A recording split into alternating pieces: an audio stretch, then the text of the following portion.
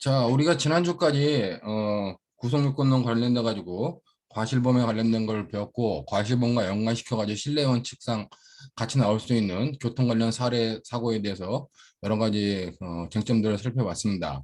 자, 오늘은 이제 과실범 관련돼 가지고 주로 이제 교통사고 관련된 그 기출 문제들을 풀어보고 나서 그다음에 결과적 가중범의 문제들 보고, 그리고 될 수 있으면 위법성에 관련된 내용까지도 좀 이렇게 많이 볼 수 있으면 보는 데까지 해보도록 하겠습니다.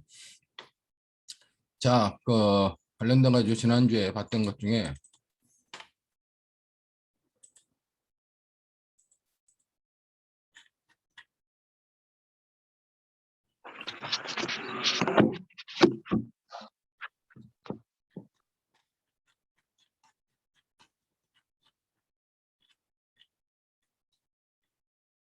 자, 이거 보이나요? 네.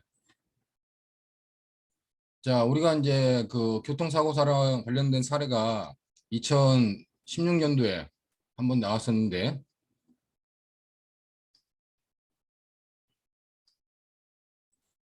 먼저 내용을 보면은 2016년 5회 그 일문이 왔는데 실내 원칙이 적용되는 케이스였습니다. 이걸 보면 여기서 갑은 피원의 추적을 벗어난 다음 다른 곳으로 도망가 있던 을에게 연락하여 자신의 승용차 조수석에 을을 태우고 운전하여 가던 중, 육교 밑에서 도로를 무단횡단하던 하기 위해 갑자기 뛰어든 B를 발견하고 급제동을 하였으나 멈추지 못하고 앞범퍼로 B를 충격했어요. 자, 이 부분이 뭐요? 이 부분은 결국 육교 밑에서 무단횡단하는 사람을 쳤기 때문에 이 부분이 바로 신뢰 원칙이 적용되는 부분이죠. 자, 이로 인해 B는 다리가 부스러지는 상해를 입고 도로변에 쓰러졌습니다. 자, 그렇기 때문에 갑한테는 신뢰 원칙이 적용되면 업무상 과실치상죄 같은 경우가 성립하지 않습니다. 근데 이제 갑은 B의 상태를 살펴보기에 정차하라 했으나 을이 그냥 가자라고 말했죠. 자, 동승자였던 을이 그냥 가자라고 말했고 이에 동의하여 정차하지 아니한 채 그대로 운전을 가버렸어요. 자, 그럼 이와 관련돼 가지고 신뢰 원칙이 적용되니까 업무상 과실치상죄가 성립하지 않고, 그다음에 관련돼 가지고 뭐 예컨대 이제 특가법상의 어떤 교통사고를 내고 도주를 해버렸는데도 불구하고 특가법상의 도주운전 관련된 범죄들은 성립하지 않을 겁니다. 그러나 이제 사고를 내는 데 있어서 고의나 과실 여부와 상관없이 무조건 도로교통법상의 조치 의무나 신고 의무를 해야 되는데 갑은 그것을 하지 않고 가버렸던 부분에 대해서 죄책을 지고, 을이 그 부분에 대해서 어떤 죄책을 지는지와 관련된 내용들을 여러분들이 좀 살펴봐야 될 겁니다. 자, 그렇기 때문에 관련돼 가지고 여기 보면은 자, 쟁점 나오는데 갑에게 특가법상의 도주운전죄가 성립하는지, 그리고 도로교통법상의 사고 미조치하고 미신고죄가 성립하는지, 그다음에 이제 사람을 구호해야 될 법적인 의무가 있는 사람이 구호하지 않고 갔기 때문에 유기죄가 성립하는지 여부를 각각 살펴봐야 돼요. 여기 보면 B 충격에 대해 갑에게 업무상 과실이 인정되는지 여부, 특가법상 도주운전죄가 성립하는지 그랬는데, 관련돼 가지고 그 여기는 뭐 갑한테는 아까처럼 신뢰 원칙을 적용할 수 있죠.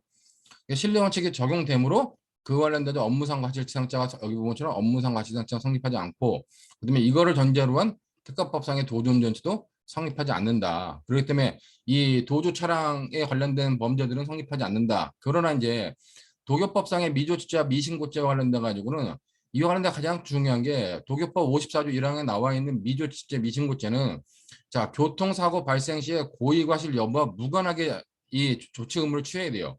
그렇기 때문에 고의 또는 과실이 없다 할지라도 당연히 사고를 냈으면 그거 관련돼 가지고 조치 의무라든가 아니면 구호 조치라든가 아니면 신고 의무를 줘야 된다는 겁니다. 근데 중요한 거는 운전자 및 안전운행에 공동 책임이 있는 승무원 등에게 제요. 근데 우리 사례는 여태까지 전부 다 운전자에 대해서만 시험에 출제됐는데, 안전운전에 공동 책임이 있는 사람, 이런 사람들은 우리가 일반적으로 상정하기 힘들다는 겁니다. 물론 안전운전에 공동 책임이 있는 승무원이 과거 같은 경우는 시내버스에 뭐 차장이 있다거나 안내형이 있다거나 고속버스에 안내형이 있는 경우 같은 경우인데, 지금 그런 경우는 없고 굳이 우리 형법 교수들이 뭐 이런 사례가 있을까라고 만들어내가지고 생각하는 케이스가, 여러분들이 자동차 연수하죠.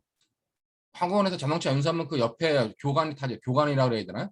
하여튼 선생님이 타는데 그런 사람은 안전운행에 공동 책임이 있는 사람입니다. 아니면 군대에서, 이건 또 군용법이 적용된 문제인데, 군대에서 그 차량을 운행 나가면 병이 운전하면 항상 선탑자가 타게 되죠.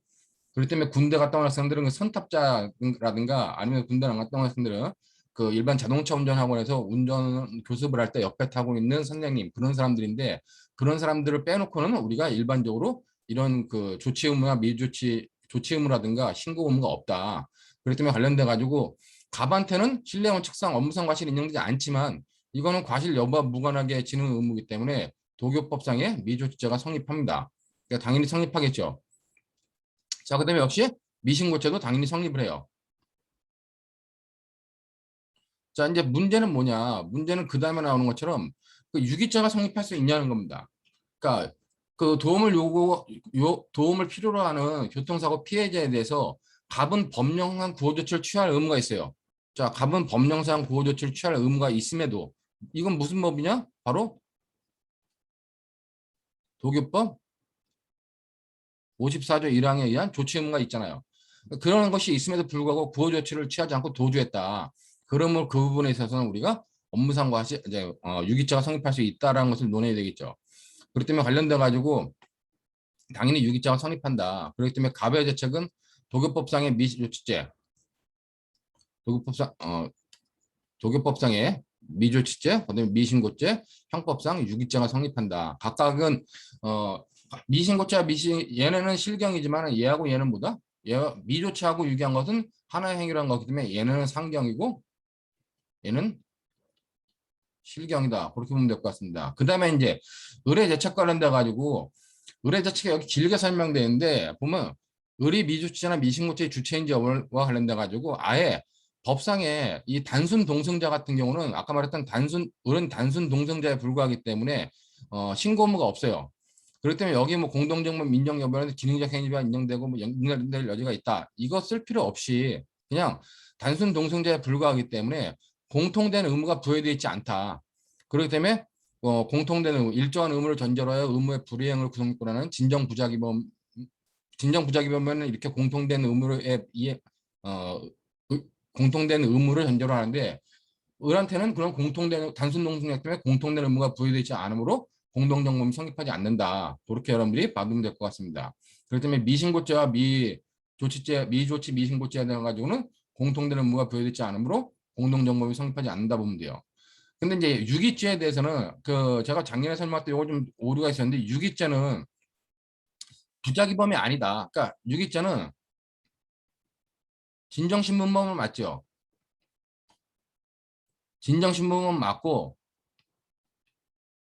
진 진정부작위범은 아니라는 겁니다. 근데 미조치와 미신고죄는 진정부작위범으로 공통된 자기 의무가 없음으로 성립하지 않지만 얘는 유기죄는 진정부작위범이 아니고 그냥 신분범일 뿐이에요. 그렇기 때문에 을이 이런 그 유기행위에 대해서 공동정범이 성립할 수 있겠냐 관련돼 가지고 얘가 결국 관련돼 가지고 유기한 갑은 신분범이고 그 다음에 여기에 동조한 을은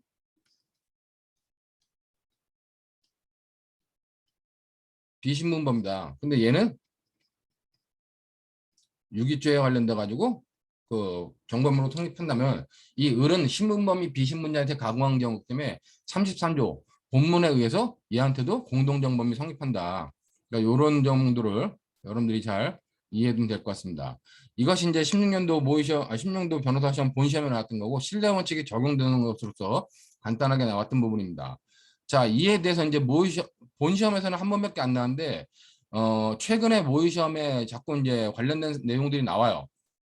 근데 이제 모의시험을 한 10년 동안 모의시험 치른 걸 보니까 초창기에 교통사고 관련된 사례들은 주로 이제 그 교통사고 후에 도망간 경우에 특가법상의 도주 차량 치사상체가 성립하는 경우와 관련된 내용들이 주로 이렇고 거기에 대해서 동승자가 관련된 내용을 갖다가 뭐 동의했느냐 동의하지 않았느냐 그런 내용들이 이제 과거에 주로 이뤘다면 최근에는 이런 교통사고 관련된 사례들을 도로교통법 위반에 관련된 여러 가지 범죄 유형들을 같이 평가하는 것으로 좀 바뀌고 있다는 겁니다. 그렇기 때문에 도로교통법 관련된 사고 유형들에 대해서는 여러분들이 이제 도로교통법을 전반적으로 다 이해해야지만 논점을 놓치지 않고 풀 수 있는 그런 문제를 보고 있는데 여기 20년도 작년도 3차 모의시험에 보면은 자, 뭐 첫 번째 사례, 두 번째 사례 얘는 첫 번째 사례는 뭐 일반 절도, 그다음에 두 번째 사례는 관련돼 가지고 개괄적 고의이기 때문에 앞부분에서 설명했었습니다. 이건 뒤에 절도죄와도 설명할 거고, 사례 3번을 보면 교회에서 돌아오던 중 갑은 사람을 죽였다는 죄책감에 술집에 들러 느금증상까지 술을 마시고는 대리운전 기사를 불러 집 근처에 도착했어요. 자, 이제 얘는 음주를 한 상태고, 그러나 아파트 주차장에 공간이 없자 대리운전 기사를 보내고는 스스로 아파트 밖 길가에 평형 주차하기 위해 운행하다 통행량이 많은 편의점 앞서 비상등을 켜고 정체했던 의뢰 자동차를, 자, 갑이 의뢰 자동차를 뒤에서 충격하여 뒷범퍼 및 후미등이 심각하게 파손되어 그 파편들이 도로바닥 여기저기 흩어졌습니다. 자, 이와 관련돼 가지고 갑의 행위는 기본적으로 술을 마시고 그다음에 아파트에 운행을 했어요. 일반 도로에서 운행을 했기 때문에 음주운전자가 성립한다. 그리고 이제 그와 관련돼 가지고 음주운전을 하다가 과실로 인해서 다른 사람의 자동차를 받았기 때문에 그와 관련돼 가지고는 업무상 도로교통법상의 업무상 과실 재물손괴죄가 성립한다. 자, 근데 이제 놀란 갑은 그대로 큰 도로로 나가 도로 갓길에 주차를 하였습니다. 자, 근데 이때 야간 순찰 중이던 P1이 갓길에 주차되어 있던 갑을 수상히 여겨 운전면허증 제시를 요구했는데, 이에 갑은 자 지갑에서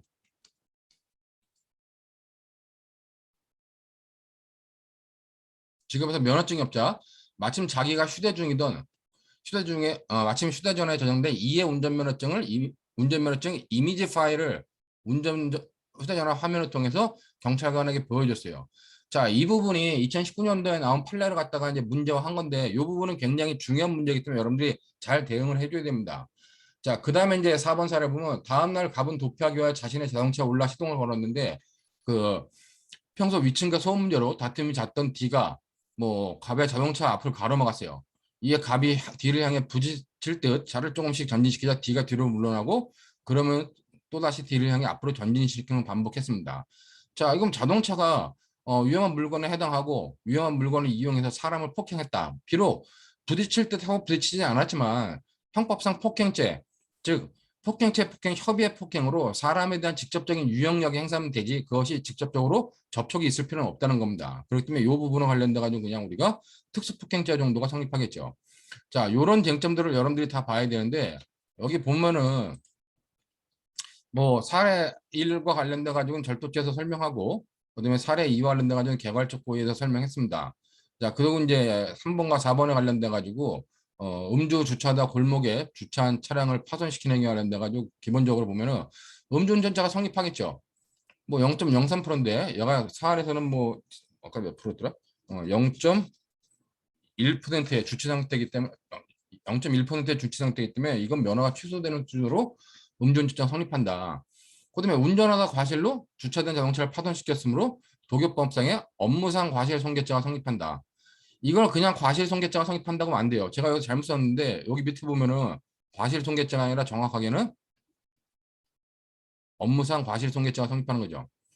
자, 그다음에 도로교통법상에 사고를 낸 사람은 대인 사고든 대물 사고든 결국 다 조치 의무를 취해야 돼요. 그러니까 물건을 손괴해 교통 상황에 지진을 초래한 경우도 포함한다. 그다음에 사안에서 갑은 교통안전의 위험과 장애를 초래할 만한 파편이나 유리물이 생겼다. 파편이나 유리물이 생기면 당연히 조치 의무를 취해야 됩니다. 그러므로 여기서 동죄, 미조치죄가 성립한다. 그다음에 미신고죄도 위험 방치를 하고 위험 방지 등을 하지 않고 신고하지 않았으므로 미신고죄가 성립하기 때문에 얘네들에 관련된 죄책은 음주운전죄, 업무상 과실 재물손괴죄, 그다음에 미조치죄, 미신고죄가 성립하고 각각은 실체적 경합이다. 자, 이런 부분은 여러분들이 쉽게 보고 주의해야 될 건 아까 말했던 것처럼 업무상 과실 재물손괴죄라고 정확히 써줘야 된다는 거. 자, 이렇게 보고 나서 그 다음에 관련돼 가지고 아까 이제 운전면허증을 제시 요구 받았는데, 운전면허증 제시와 관련돼 가지고 여기 보면 사안에서 갑이 휴대전화에 저장된 이해 운전면허증 사진을 제시하는 행위만으로는 공문서에 공공의 신용 등을 해야 할 위험이 있다고 볼 수 없으므로 공문서 부정해석자가 성립하지 않는다 그랬는데, 이거는 약간 설명이 좀 애매하죠.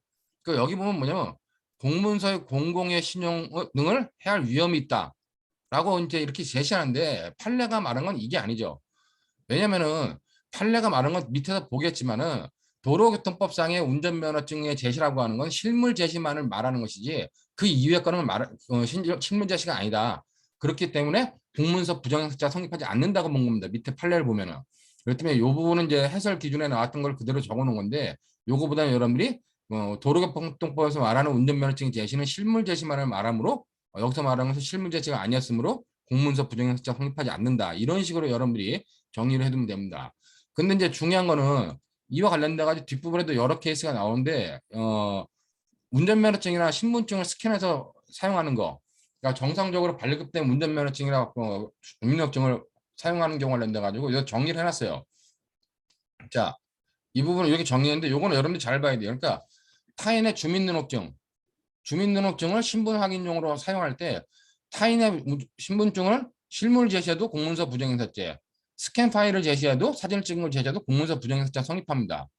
자, 근데 타인의 운전면허증을 주민등록증이 아닌 운전면허증에 두 가지 기능이 있죠. 신분 확인용과 운전자격 증명용이 있습니다.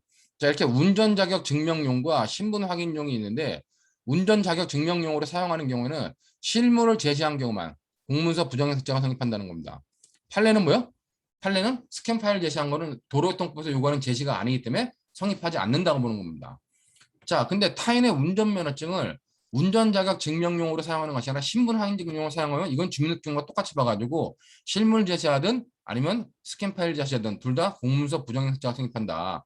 요 내용을 여러분들이 잘 파악을 해야 됩니다. 밑에 판례는 2019년도 12월 12일 날 나온 판례인데 여기 보는 것처럼 밑줄 치는 부분처럼 도로교통법이 자동차 등의 운전자에 대해 위와 같은 의무를 부과하는 취지는 경찰 공무원을 하여금 교통안전 등을 위하여 현장에서 운전자 신원과 면허 조건 등을 법령에 따라 발급된 운전면허증의 외관만으로 신속하게 확인할 수 있도록 하고자 하는 데 있다. 그러므로 스캔 파일을 제시한 것은 아니다라고 판단하면 된다는 겁니다. 자, 이 부분은 여러분들이 잘 판단해 놓고 보면 되는데, 자, 이제 혹시라도 모의고사는 나왔어요, 이제요. 모의고사 나왔는데 이 부분이 충분히 본시험에 출제될 가능성이 있다는 거죠. 그리고 이제 본시험에 출제될 가능성 관련돼 가지고 자 운전면허증을 이렇게 쓴 경우를 합쳐가지고 본시험에 나올 수도 있다는 겁니다. 자, 그렇기 때문에 관련돼 가지고 이 두 가지 케이스는 미리 잘 판단해 가지고 운전면허증을 가지고 자 타인의 운전면허증을 써서 스캔해 놨어요. 스캔하고 있는데 도로통법 위반으로 신호 위반으로 걸리니까 교통경찰관이 신분증 제시 요구하니까 운전면허증을 제시했습니다. 타인의 운전면허증을. 그리고 무사히 넘어간 다음에 집에 와가지고 그 타인의 스캔한 타인의 운전면허증을 이용해가지고 휴대전화 가입 신청서를 작성해서 휴대전화 회사에 보내버렸습니다. 자, 그랬을 때는 앞에 부분 똑같은 스캔한 타인의 운전면허증을 제시했는데 경찰관한테 제시한 거는 무죄지만은 신문 확인 용도로 통신회사에 보낸 거는 공문서 부정행사가 성립한다. 그런 논점으로 여러분들이 충분히 나올 수 있는 논점이기 때문에 그 두 가지 논점까지 잘 대비를 해야 된다는 겁니다. 좀 전에 제가 말한 케이스는 제가 이렇게 대비해야 되지 않냐. 그래가지고 고대 법전원에 작년 기말고사 문제 나왔죠. 그럼 뭐 왜 나온 게 뭐 여러분들 아시겠지만 그렇게 말하니까 이종 교수님이 좋다 야 그거 내가 먼저 쓸게 그래가지고 이종 교수님이 시험 문제 내버렸더라고 벌써요. 그러니까 충분히 학교 시험 문제는 나왔던 부분이고 여러 교수들이 생각하고 있는 부분이기 때문에 이 부분에 관련된 내용들은 여러분들이 좀 잘 대비를 해둬야 될 것 같습니다. 자, 관련돼 가지고 뭐 아까 말한 특수폭행죄와 관련된 특수폭행죄가 된다는 건 아무 문제가 없죠. 그렇기 때문에 자동차는 여기 보면은 그냥 폭행의 의미와 기준에 대해서만 그 얘기를 했는데 여러분들이 특수폭행죄가 성립한다 그랬을 때는 이 자동차가 위험한 물건인지 아닌지, 그러니까 이 자동차를 이용해 가지고 폭행했다 그러면 먼저 자동차가 위험한 물건인지, 그다음에 자동차를 휴대했다는 것이 휴대한다는 의미가 이용한다는 의미인지, 그다음에 이제 폭행과 관련돼 가지고 여기 폭행과 관련돼 가지고 협의의 폭행이 해당하는데 사람에 대한 유형력 행사인데 사람에 대한 직접적인 유형력 행사인데 거기 접촉 여부는 불문한다.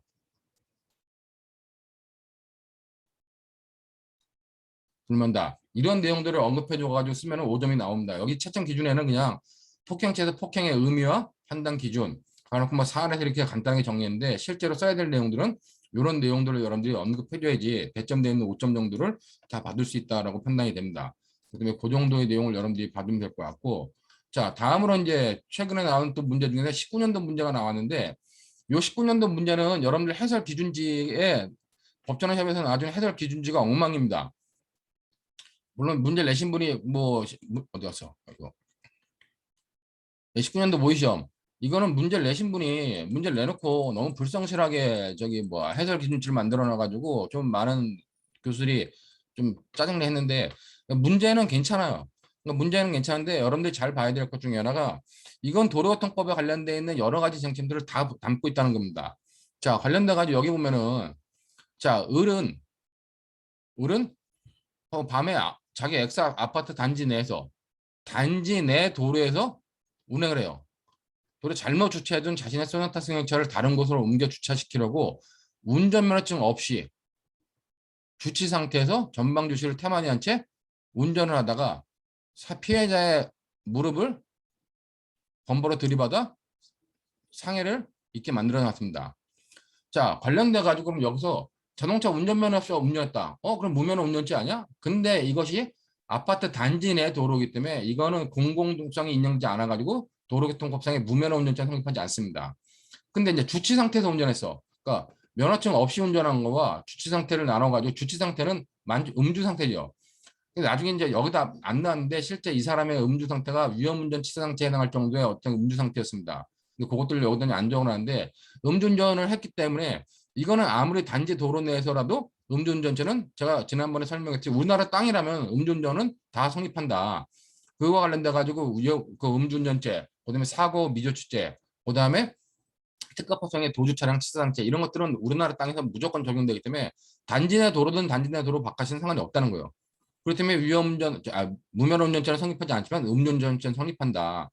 자, 그 다음에 이제 업무상 과실로 인해서 사람을 들이받아가지고 다치게 했어요.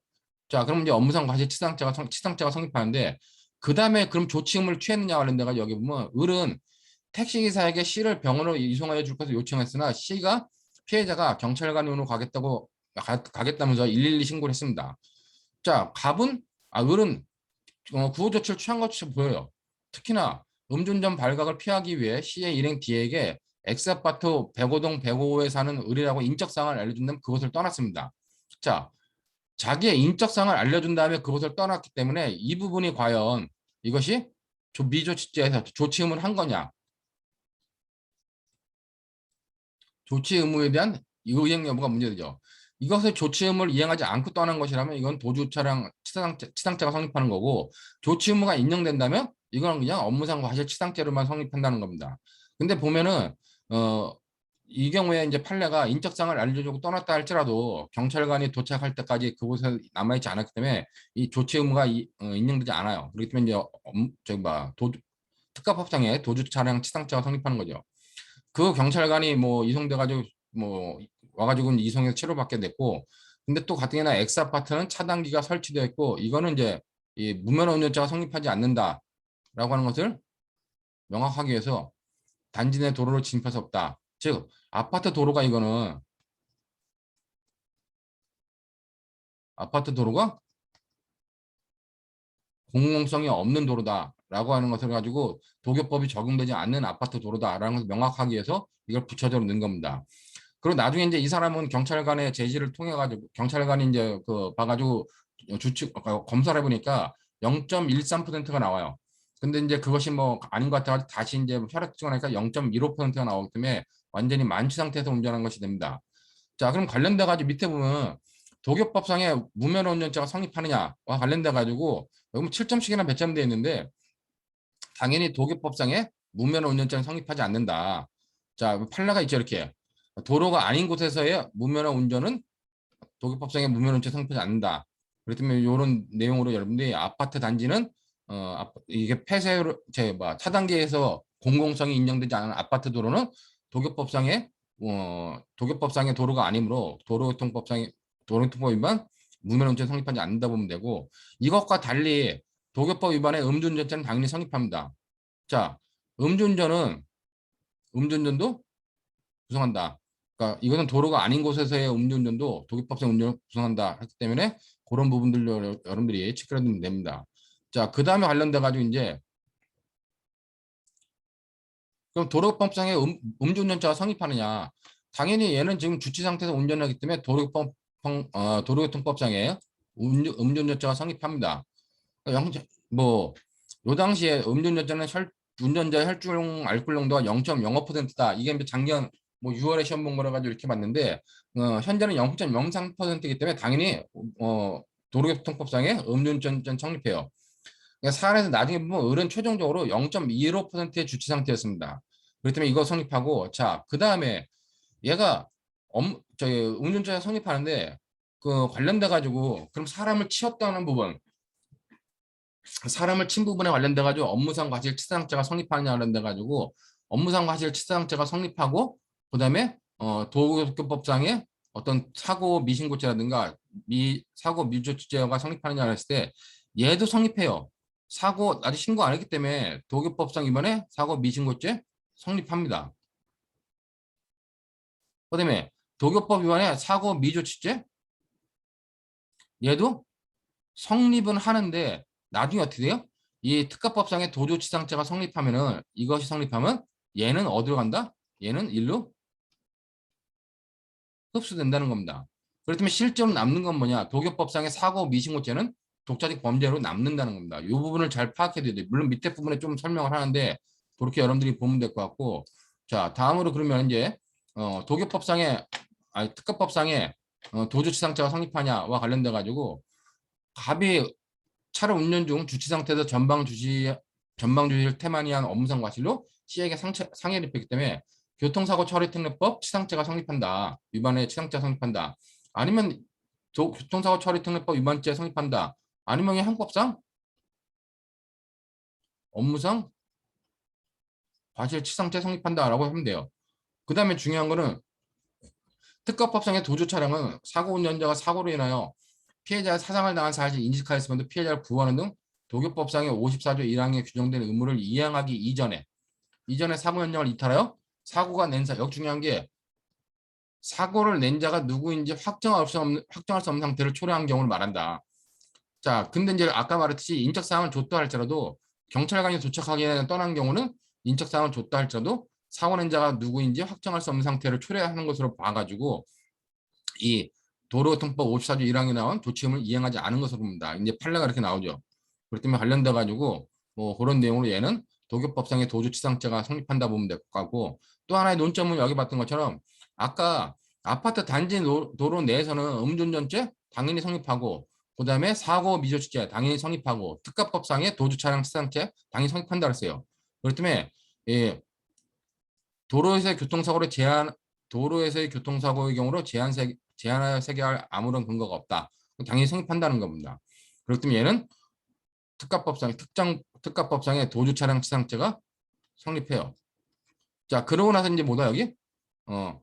도주차량 운전자가 성립하는 경우 업무상 과실치상죄, 그다음에 사고 미조치는 특가법상의 도주차량 운전죄에 흡수된다. 그렇기 때문에 얘는 여기에 흡수돼 버리고 아까 말했던 것처럼 사고 미조치죄도 일로 흡수돼 버린다.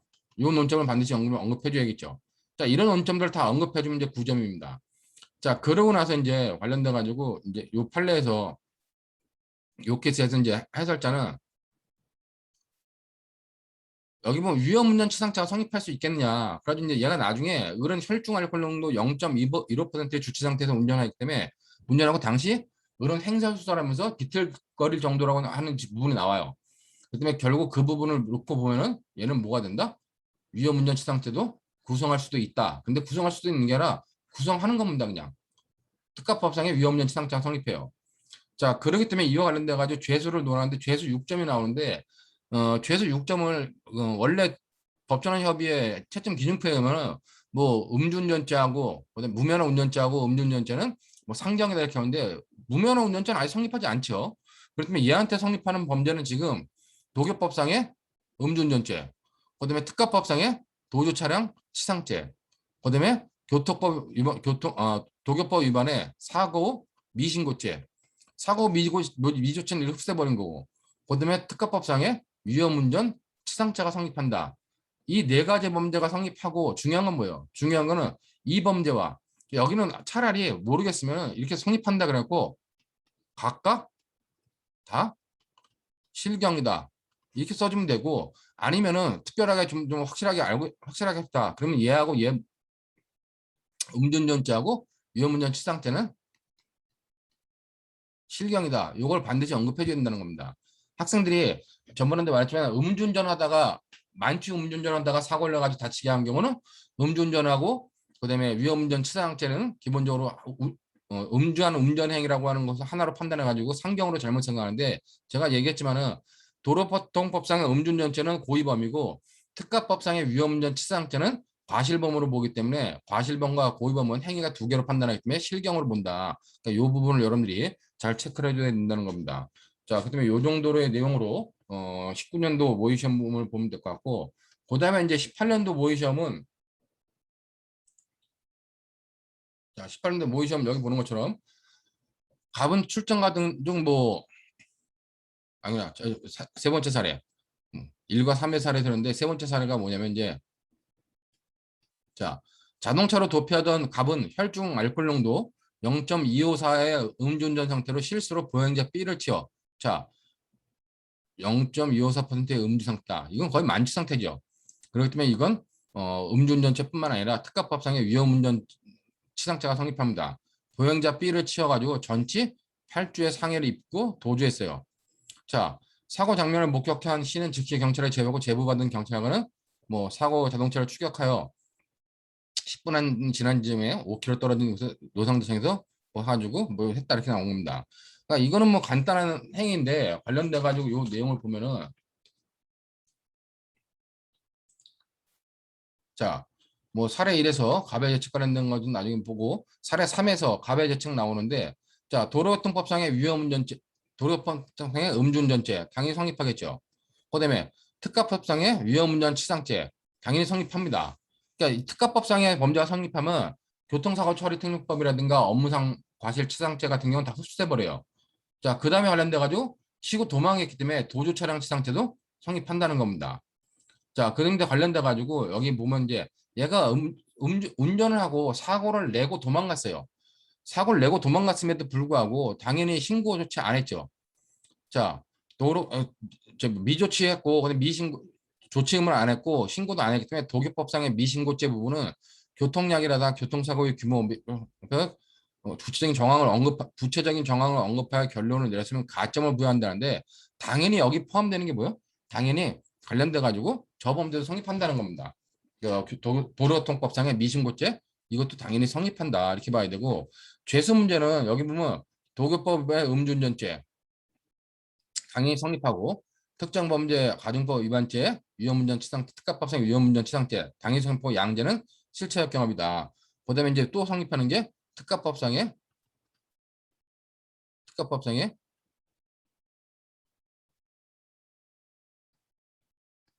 위반의 도주치상죄가 성립한다. 그다음에 도교법상의 미신고죄도 성립한다. 그렇기 때문에 네 가지 범죄는 전부 다 실경으로 처리한다. 이렇게 여러분들이 받으면 된다는 겁니다. 자, 그 다음에 이제 관련돼 가지고 중요한 문제가 17년도 모의 시험에 나왔던 문제인데, 이 부분은 조금 잘 봐야 되는 것 중에 하나가, 물론 의도한 바는 그게 아니었겠지만은 이걸 보면은 이제 제가 말했던 대인 사고하고 대물 사고가 났을 때, 대인 사고는 결국 업무상 과실치상죄하고 사고 미조치자가 특가법상의 도주치상죄로 흡수해 버려요. 그러고 나서 나머지 재물손괴 관련된 부분이 어떻게 될 것이냐는 부분이 나오는데, 여기는 좀 재밌게 나온 것이, 자, 갑은 뭐 A와 B가 이혼한 후 A와 살고 있었어요. 즉, 근데 갑이 뭐냐? 갑은 운전면허 정지 처분을 받은 갑은 야간에 승용차를 운전하여 서울 외곽도로를 주행했습니다. 벌써 이것은 무면허 운전자가 성립하죠.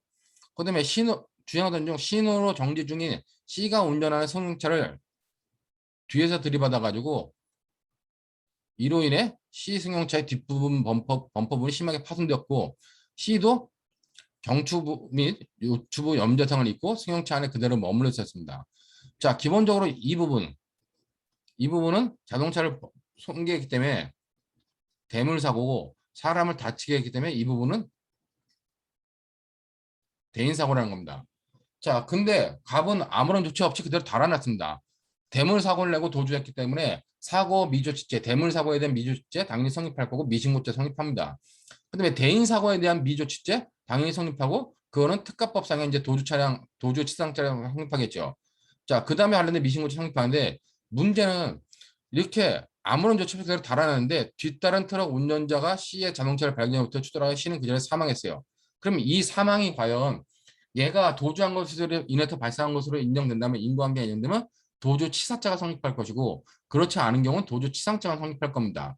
자, 그러고 나서 이제 대물사고와 대인사고와 관련된 내용을 중요한 것 중에가 대물사고 관련돼 가지고 업무상 과실, 재물손괴, 그다음에 대물사고 관련된 도교법상의 미조치사가 성립해요. 근데 얘가 관련돼 가지고 이 부분 심하게 파손됐다고 한 부분 대물사고 관련돼 가지고는 종합보험에 가입돼 있으면 어떻게 해요? 종합보험에 가입됐던 거는 업무상 과실, 재물손괴, 업무상 과실에 의한 재물손괴 부분은 전부 다 불벌입니다. 처벌하지 않는다는 거예요. 그렇기 때문에 관련돼 가지고 이 업무상 과실, 재물손괴죄는 성립하지 않는다. 그렇게 여러분들이 이해하면 될 것 같습니다. 자, 근데 여기 보는 것처럼 뭐 당연히 무면허운전죄, 도로교통법상의 무면허운전죄는 당연히 성립한다. 그렇게 보면 될 것 같고, 그 다음에 이제 중요한 게 업무상 과실 재물손괴와 사고 미조치죄는 어떻게 될 것이냐. 자, 차의 운전자가 업무상 뭐 필요한 주의를 게을리하거나 중대한 과실로 다른 사람의 한 경우 도교법상의 업무상 과실 재물손괴죄가 손괴죄가 죄칙을 따진다. 중요한 건 뭐예요? 다만 차가 종합보험에 가입된 경우에는 운전자를 공소제기할 수 없다는 겁니다. 자, 그렇기 때문에 관련돼 가지고 여기 사안에 관련돼 가지고 도교법상의 업무상 과실 재물손괴죄가 성립하지만 종합보험에 가입되었으면 불벌이고 사고 미조치죄만 성립한다는 거예요. 자, 근데 관련돼 가지고 얘가 종합보험에 가입되어 있기 때문에 불벌이라고 하는 건 범죄는 성립하지만 자, 공소제기를 못 한다는 거죠. 그리고 얘는 이건 성립한다는 겁니다. 근데 이 부분을 잘 봐야 되는데 실제 얘 출제했던 부분은 그 부분은 생각 안 했던 것 같아요. 왜냐면은 밑에 부분 그러면 이제 대인 사고에서 대물 사고에서는 이렇게 결론이 났고 특가포상의 도주 차량 운전죄 이거는 이제 대인 사고죠. 자, 이거는 이제 대인 사고 관련돼 가지고 업무상 과실 치상죄를 범한 사람이 피해자를 구호하는 등 조치를 취하지 않고 도주했다.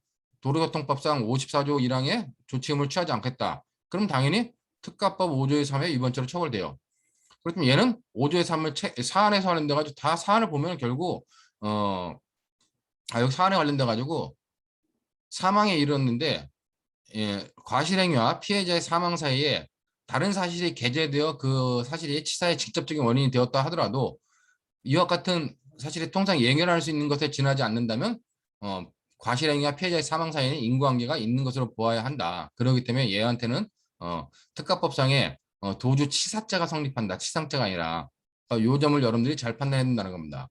자, 그럼 이와 관련돼 가지고 이제 죄수 문제가 나오는데 죄수 문제를 보면은 자, 죄수 문제는 면허 정지 중 운전을 하다가 정차 중인 C의 자동차를 들이받고 파손하고 상체의 다른 점에 대해서 얘에 대해서는 이제 자, 무면허 운전죄 도급법상의 무면허 운전죄 성립하고 그다음에 도로통 위반의 사고 미조치죄 그다음에 특가법상의 도주치사죄의 채책을 집니다. 자, 근데 여기 보면 도교법상의 업무상 과실 재물손괴죄는 종합범에 가입되어 있으므로 불벌이다. 이건 맞아요. 그다음에 도로법상의 사고 미조치죄, 사고 미조치죄와 특히 특정범죄 가중처벌의 도주치사죄는 상경관계에 있다. 자, 그럼 여기서 도로교통법의 사고 미조치죄는 이건 뭘 말하겠어요? 얘는 대물 사고에 대한 미조치죄입니다. 대인 사고에 대한 미조치는 이를 흡수해 버렸죠. 대인 사고의 미조치는 도주 차량 도주치사죄로 흡수해 버렸기 때문에 관련돼 가지고 대인 사고에 대한 미조치는 신경 쓰지 않는다는 겁니다. 근데 이제 문제가 뭐냐? 여기서 업무상 과실 재물 손괴는 불벌이에요. 하지만 성립을 했다는 겁니다. 근데 성립을 해가지고 불벌이라고 한 부분은 어떻게 볼 것이냐? 근데 여기 보면 얘하고 이 사고 미조치죄하고 얘는 뭐요? 도주차량죄고 얘는 지금 현재 상경으로 본다는 겁니다. 근데 얘는 불벌이지만 범죄가 성립했다면 얘는 역시 상경으로 본다는 거예요. 그리고 도교법상의 업무상 과실 재물손괴하고 사고 미조치죄보다 얘네는 실경이 되겠죠. 그러면 실제로 이 범죄 무면허운전죄하고 사고 미조치죄하고 요 범죄들, 그러니까 요 범죄가 요거라 보면은 결국 첫 번째 범죄와 두 번째 범죄와 세 번째 범죄를 놓고 보면 1, 2, 3은 1과 2는 상경, 1과 3은 상경이지만 2하고 3은 실경이기 때문에 전체는 상경으로 처리해야 된다 하는 논점이 중요한 논점이 있는데 이 부분을 지금 채점자도 이걸 만든 사람도 빠뜨리고 본 겁니다. 그렇기 때문에 그 부분에 관련된 내용을 여러분들이 생각을 해두면 될 것 같아요. 자, 그렇기 때문에 이 정도의 내용을 갖다 판단해둬 가지고 혹시라도 이런 것이 나오면 내가 종합보험에 가입되어 있지 않다. 그럼 나중에 그 부분 아예 불벌 문제 신경 쓰지 말고 상경, 상경, 실경, 전체 상경이라고 하는 상상적 경합, 이제 연결 효과에 의한 상상적 경합이 일어날 수 있는 부분이다 하는 부분을 여러분들이 반드시 언급해 줘야 된다는 겁니다. 자, 이 부분은 제가 한 게 아니라 이주원 교수님의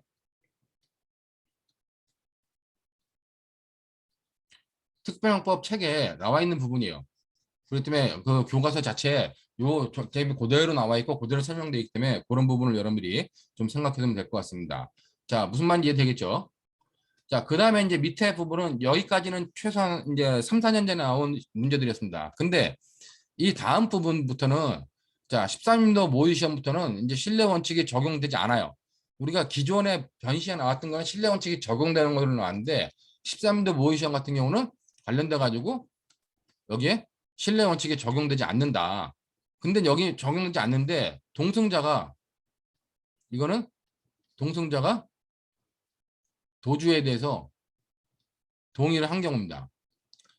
자, 그렇기 때문에 뭐 이 부분은 여러분들이 한번 풀어보면 될 것 같아요. 기존에 제가 설명했던 부분을 쭉 놓고 풀어보면은 크게 어렵지 않게 다 풀 수 있다. 그렇기 때문에 뭐 간단하게 여러분들이 그 정도 보면 될 것 같기 때문에 크게 설명 안 하고 쭉 넘어가서 보도록 하겠습니다. 결국 자동차 운전자, 자동차 운전자는 어떻게 되어 있어요?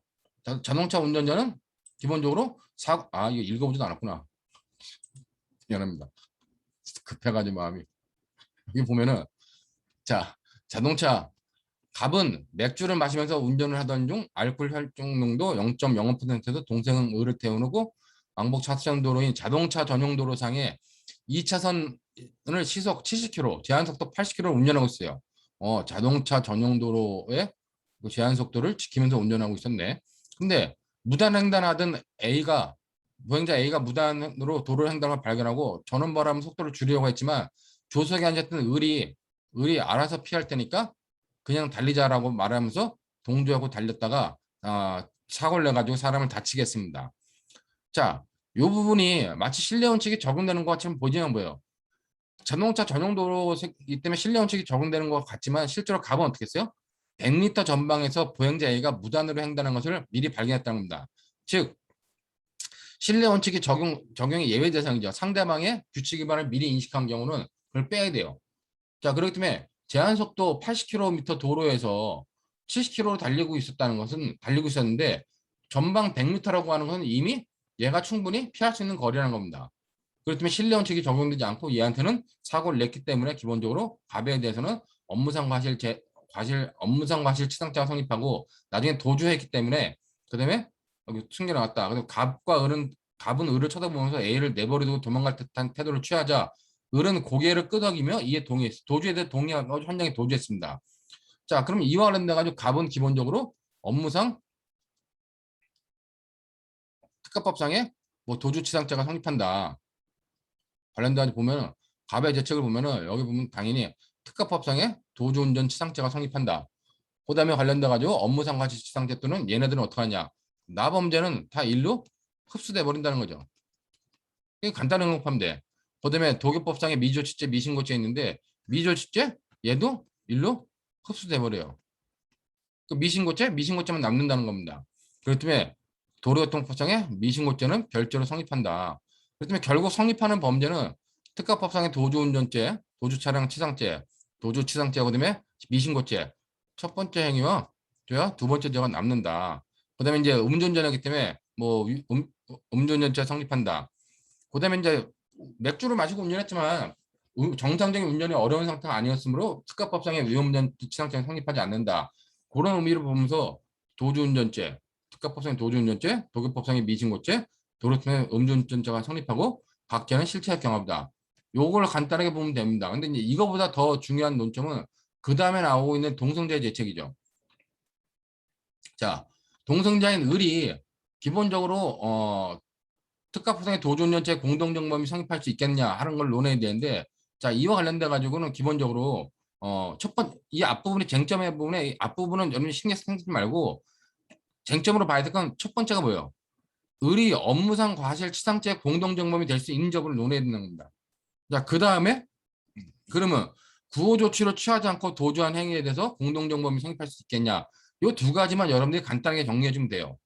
먼저 업무상 과실치상죄 공동정범이 된다고 하는 부분은 여기에 논하는 쟁점이 뭐예요? 첫 번째가 과실범이기 때문에 과실범의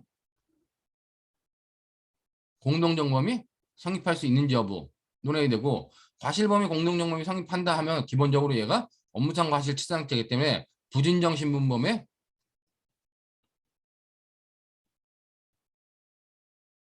신분범에 대해서 신분이 없는 사람이 부진정 신분범에 가공할 수 있겠냐는 문제로 결국 33조 단서가 적용된다. 이제 과실범위 공동정범이 인정되고 이것이 인정된다면 어떻게 해요? 을한테는 기본적으로 특가법상의 그러니까 업무상 과실치상죄의 공동정범 여부가 같이 논할 수 있다는 겁니다. 그러면 업무상 과실치상죄 공동정범이 된다면 도주한 행위에 대해서 공동정범이 인정되겠느냐? 즉 특가법상의 도주치상죄에서 공동정범이 성립하려면 뭐예요? 결국 얘는 그것에 대해 동의를 했고 동일한 것을 통해 가지고 을이 갑이 도주했기 때문에 그와 관련된 기능적 행위 지배가 인정된다. 그러면 특가법상의 도주치상죄의 공동정범이 성립한다는 겁니다. 그런 쟁점들로 여러분들이 밑에 나온 설명들이 그렇게 나온 거니까 그런 쟁점들을 쭉 정리해가지고 보면 돼요. 그다음에 관련돼 가지고 이제 뭐 여기 보면은 특가법상의 도주운전죄 공동정범이 성립한다. 근데 이제 도급법상의 미신고죄 공동정범 성하냐 그래가지고 제가 볼 때는 아까 봤지만 공동의 의무가 부여되지 않기 때문에 공동정범이 성립하지 않는다. 미신고죄 범행에 대해서 공동정범이 성립하지 않는다. 여기까지만 언급해주면 된다는 겁니다. 근데 이제 담안해가지고 이게 이제 그 당시에 채점 기준에 나왔는지 모르겠는데 이호준 교수님은 담안해가지고 미신고죄 방조범 정도까지 성립할 수 있다고 논하는데 이 부분에 대한 거는 특별하게 해설이 없었던 것 같아요. 그렇기 때문에 그냥 여러분들이 관련돼가지고 미신고죄 공동정범, 미수죄 공동정범에 대해서는 뭐 성립하지 않는다. 뭐 그런 의미로 여러분들이 봐주면 될 것 같습니다. 그러니까 그렇게 보면 될 것 같고, 그다음에 그 다음 문제가 나오는 것이 2012년도 모의시험인데 이때는 똑같이 신뢰 원칙이 적용되지 않습니다. 그러니까 뭐 자동차 전용 도로인데 여기서도 전용 도로 보면은 자 제한 속도 시속 80km인 자동차 전용 도로에서 제한 속도 내로 운행했는데 100m 전방에서 무단횡단을 발견해요. 그러면 이미 상대방의 규칙 위반을 인식했다면은 신뢰 원칙이 적용되지 않다는 겁니다. 근데 문제는 이제 동승자가 어 을은 동승자인데 을은 여러 차례 병원에 데리고가자 하였으나 갑은 을의 말을 듣지 않고 차량을 계속 운전해 사고형을 벗었다는 겁니다. 그렇기 때문에 신뢰 원칙이 적용되지만 이와 관련돼 가지고 동승자가 도주에 대해서 동의가 없었던 케이스다. 그러면 나머지 이제 얘 갑의 죄책에 대해서는 앞부분과 똑같고 을의 죄책에 대해서는 추워. 에어컨을 켜봤더니 춥네 좀. 이 동승자가 도주에 동의 안 했기 때문에 관련돼 가지고 특가법상의 도주 차량 치상죄는 성립하지 않습니다. 근데 이제 얘도 업무상 과실에 대해서 여기 보면은 C를 발견하자 갑이 놀라 속력을 줄이고자 했으나 C가 곧 길을 건널 것이 그냥 진행하자는 말을 해요. 자, 이 부분에 대해서는 뭐다? 업무상 과실치상죄 공동정범은 같이 성립할 수 있다는 겁니다. 근데 그러니까 이 부분은 업무상 과실치상죄는 성립하지만 이 을은 여러 차례 병원에 데리고 가고자 도주하자는 것에 대한 기능적 행위 지배가 없었기 때문에 뭐 특가법상의 도주치상죄는 성립하지 않고 이것만 성립한다. 이 도주에 대한 동의가 없었기 때문에 이것만 여러분들이 쟁점으로 정리해 놓으면은 뭐 크게 어렵지 않게 볼 수 있는 사례들이다 이렇게 봅니다. 자, 이 정도로 해가지고 기본적으로 지금 관련돼 있는 내용으로서 교통사고와 관련된 케이스들을 다 마쳤고 다음으로 결과적 가정법을 봐야 되는데 이 결과적 가정법을 또 보기에는 1시간씩 끊어갈까요? 그러냐 그냥 시간상? 여기까지 해가지고 교통사고 사례를 정리하고 잠시 한 10분 쉬었다가 결과적 가정법의 유형들을 다시 한번 보도록 하겠습니다.